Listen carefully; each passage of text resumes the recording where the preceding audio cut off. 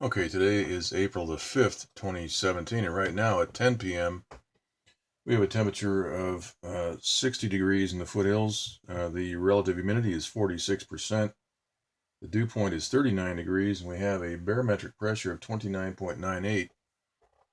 And right now we're watching the infrared loop, the rainbow loop for the northeast Pacific, and we see a lot of moisture moving into northern and central California. And there's only rain showing up on the Doppler right up here in Northern California. The rest of the state is being heavily sprayed with aerosols. Let's go ahead right now and look at the MODIS Today map for the Northern California area.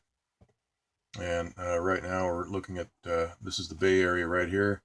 And everything in this map is a chemtrail mix. All this gray stuff, all through this entire map, is the chemtrail haze being sprayed over the tops of these natural clouds. Right here we can see some of those natural clouds buried under these chemtrail aerosols. Also we can see some snow along the High Sierra.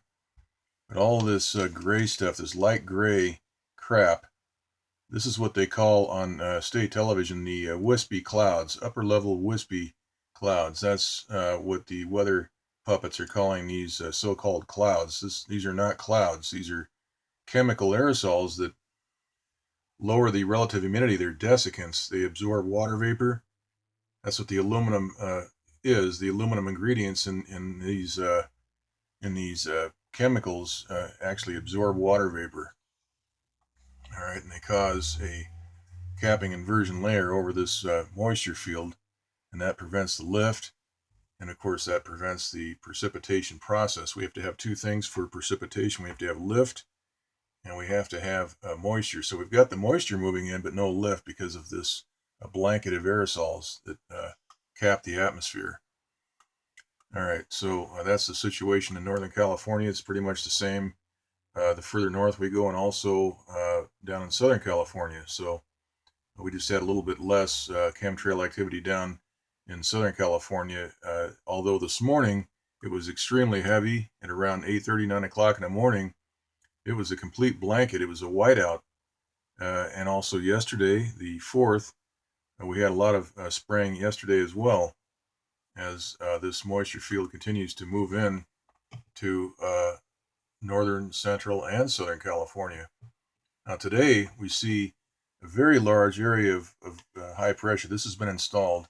You see all this clockwise rotation, and that is disrupting the jet stream. We can see that jet stream flow has to move around this area of high pressure that's stationary right out here in the central Pacific.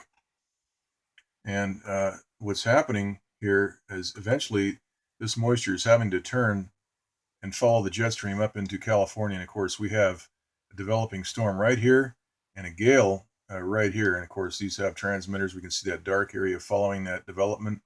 And also right here, we have development right here. And there's a area of high pressure that just pops up magically to deal with that. So we have a developing storm right here. And this is all heading into California. Let's go ahead and look at the rainbow map here. We can see the depth of that water vapor. We got a lot of red in this moisture field moving into California. Now, if you look at the Doppler map right now, we can see that there is a lot of rain offshore of California, and also over the northern part of the state. But also these Doppler, these NexRad transmitters are affecting the rain pattern. They're chopping up the rain pattern. We see a semicircle right here, right through the middle of that very heavy rain field out there.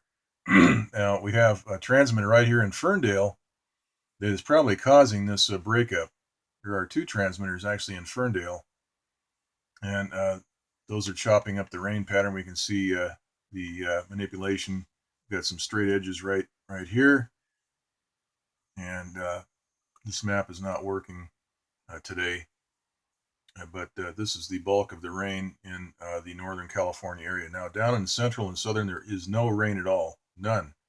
So that's why I'm just showing this area. We do see a semicircle here. That's from the NexRad transmitters right in this area of Ferndale. Now I've got a map, or rather a list I want to show here. This is a list I put together of all the transmitter locations in some parts of California. This is not a complete list, but it is a list. It has the coordinates here. You can just punch these into Google Earth. And here we've got a couple of Ferndale locations, one here and one right here, Rainbow Ridge. Anyway, I'll just leave this here. You can do a screen capture of this and save it as a JPEG. We also have the maps that we're using in these videos right here. The Ocean Prediction Center Pacific, the National Hurricane Center, goes east, goes west, and the SSEC water vapor map. And we have an Albuquerque, New Mexico transmitter location right here, and a couple of other internet addresses that you can find useful here. Okay, so that's the list. These are interesting because you can look at these in Google Earth, and so it's good information. All right, let's head back to the maps, and we can see that we've got a lot of manipulation going on here, and we have two transmitter generated areas of high pressure following these two developing systems. We've got a gale and a storm right there, so come back to that. Here is the western U.S. water vapor map. You can see the jet stream flow here, which is having to make a left turn, and of course we turn counterclockwise. That will generate weather, and that's what we're seeing right here. We also have high pressure right in this area. We can see this bow.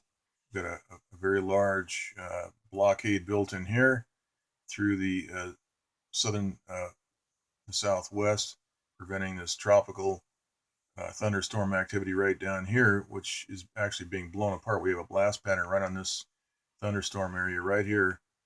And there's also a thunderstorm off much further south off of Mexico that was blown apart today as well. There's not much left to show of that activity.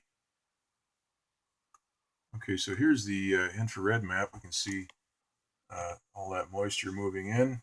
There's a lot of red right here moving in. So we'll have to see what they give us. We're expecting only about a quarter inch according to the weather reports on television. Here we have the surface analysis map, and we have those two areas. Actually, there's 5 lows here. We've got one over land. This is the second one. There's a trough shown right through a part of Oregon and Washington, looks like. Oregon, Washington, and maybe part of Northern California.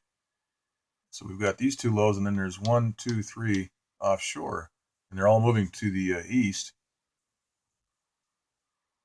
And so we are expecting some rain, but we've got high pressure here. Look at this, 1,016 millibar all through the offshore and into a portion of Southern California, Central and Southern California. So between the chemtrail spraying, the very heavy chemtrail spraying that we've been seeing the last 2 days, and the high pressure, we may not get much of any rain at all.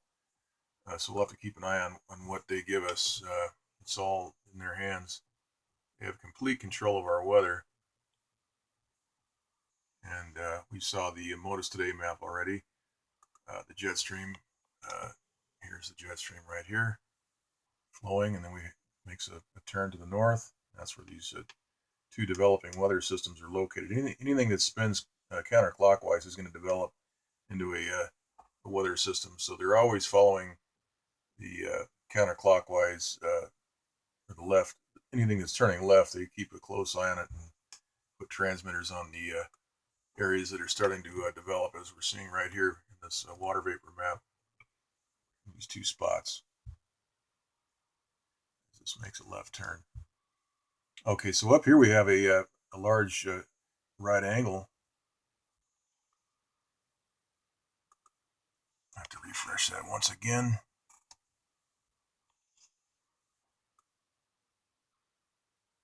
And we can see that right angle right up here.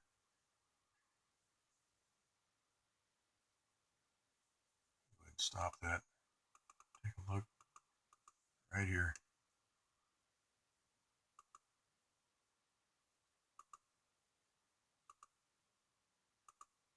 Okay. Well, that's the report. There's not a whole lot to say other than the rain. We may get some rain. It all depends on what happens here. This area of high pressure they've got installed here, and the amount of chemtrail haze that is in the atmosphere will dictate how much rain we actually get on Saturday. I think the forecast is for Saturday. Okay, that's it.